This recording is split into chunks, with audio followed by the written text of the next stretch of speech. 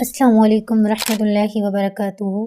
उम्मीद है आप तमाम खैरियत से होंगे इंशाअल्लाह। आज हमारा आसान तजवीद का दूसरा सबक है जिसका मौजू है लहन। तो चलें स्टार्ट करते हैं।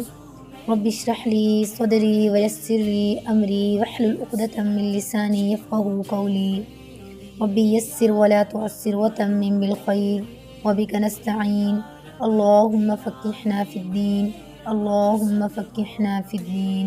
सबसे पहले लहन की डेफिनेशन देखते हैं। लहन क्या है? लहन अरबी ज़ुबान का लफ्ज़ है जिसके मानी है कुरान पाक पढ़ने में गलती। कुरान हकीम की तिलावत करते हुए बाज़ औक़ात इंसान बाज़ ऐसी गलतियाँ कर देता है जिससे मायनी बदल जाती हैं या कुरान हकीम को पढ़ने की खूबसूरती ख़त्म हो जाती है। तजवीद की इस्तिलाह में ऐसी गलती को लहन कहते हैं। अब लहन की दो अक़साम हैं, लहन जली और लहन ख़फ़ी। सबसे पहले हम देखते हैं लहन ख़फ़ी। लहन ख़फ़ी कहते हैं छोटी गलती को, सिफ़ात आर्ज़ा की गलतियों को कहते हैं। लहन ख़फ़ी से हरूफ का हुस्न व ज़ीनत ख़त्म हो जाता है। इस किस्म की गलतियों से बचने की भी कोशिश करनी चाहिए ताकि उम्दा तरीके से कुरान हकीम की तिलावत हो सके।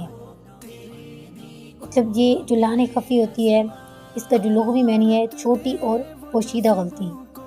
तो तहसीन हरूफ मतलब ऐसी सिफ़ात जिससे हर्फ की तहसीन बाकी रहती हो, तो उससे जो ताल्लुक़ रखने वाली सिफ़ात में कमी करना लहन ख़फ़ी है।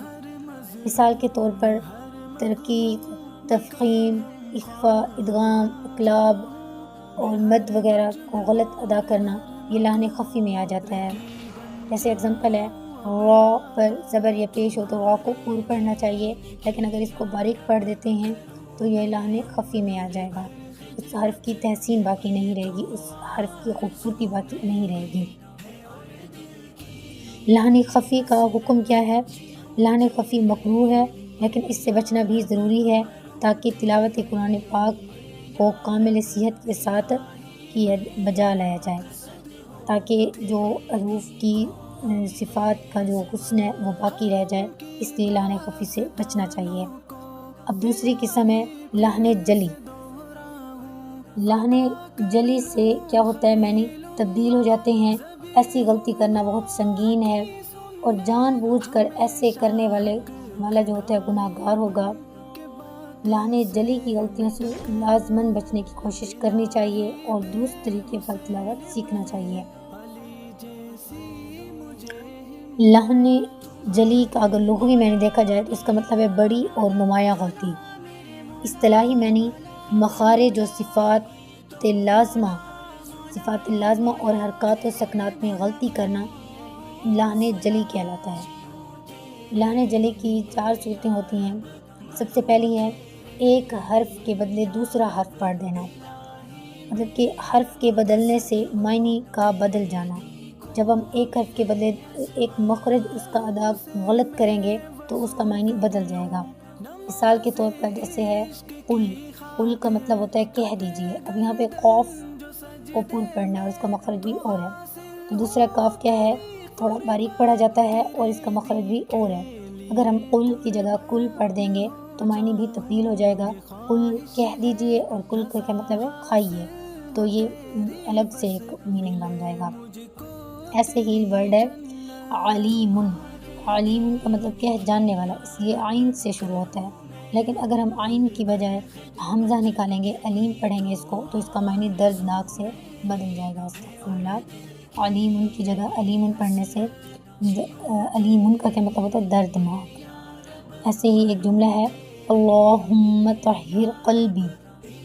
अब यहाँ पे अल्लाहुम्मा तहिर क़ल्बी की जगह अगर हम अल्लाहुम्मा तहिर क़ल्बी पढ़ दें, कल्ब का मतलब होता है अरबी में कुत्ते के, तो क़ल्ब क़ाफ से जो मुत्तू वाले क़ाफ से स्टार्ट होगा उसका मतलब होता है दिल, तो इस तरह इसकी मीनिंग भी चेंज हो जाएंगे। दूसरी इसकी किस्म है हर्फ को घटा देना या बढ़ा देना।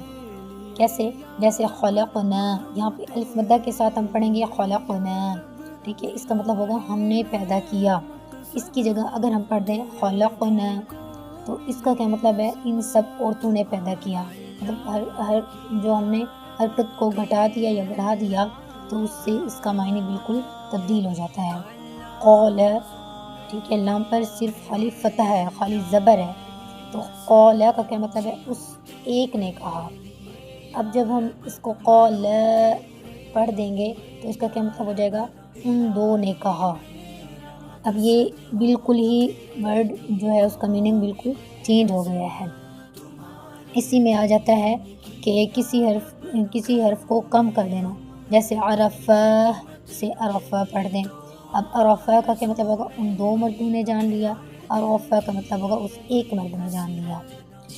اسی طرح سے تیسرے نمبر پہ ہے حرکات و سکنات کو ایک دوسرے کی جگہ پڑھنا۔ حرکات و سکنات کیسے؟ جیسے زبر زیر پیش کو ایک دوسرے کی جگہ پڑھ دینا۔ مثال سے میں آپ کو سمجھاتی ہوں۔ انعمت کی جگہ ہم انعمتو اگر پڑھ دیں، انعمت کا کیا مطلب ہے؟ تو نے انعام کیا۔ انعمتو کا کیا مطلب ہے؟ میں نے انعام کیا۔ تو جب ہم زبر کی جگہ یہاں پہ پیش پڑھ رہے ہیں، انعمتو پڑھ رہے ہیں، تو بالکل معنی کیا ہو جائے گا؟ تبدیل ہو جائے گا۔ اور اس کی چوتھی قسم کیا ہے؟ مخفف حرف کی جگہ مشدد اور مشدد کی جگہ مخفف پڑھ دینا۔ مخفف کیا ہے؟ جس پر شد نہیں ہوگی۔ اب جیسے ہے کذبو، انہوں نے جھٹلایا، کذبو، یہاں پہ شد نہیں ہے، ٹھیک ہے؟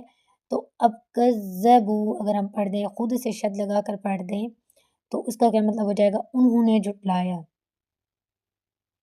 انہوں نے جھوٹ بولا۔ پہلے کا تھا کذبو، انہوں نے جھٹلایا، دوسرا کذبو کا کیا مطلب ہو جائے گا؟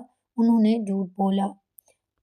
تو اس طرح سے لہن جلی کرنے سے، لہن جلی کی جو مختلف اقسام ہیں، ان میں سے کسی ایک کے بھی کرنے سے حرف کا بالکل مطلب بالکل تبدیل ہو جاتا ہے اور ترجمے میں غلطی آ جاتی ہے۔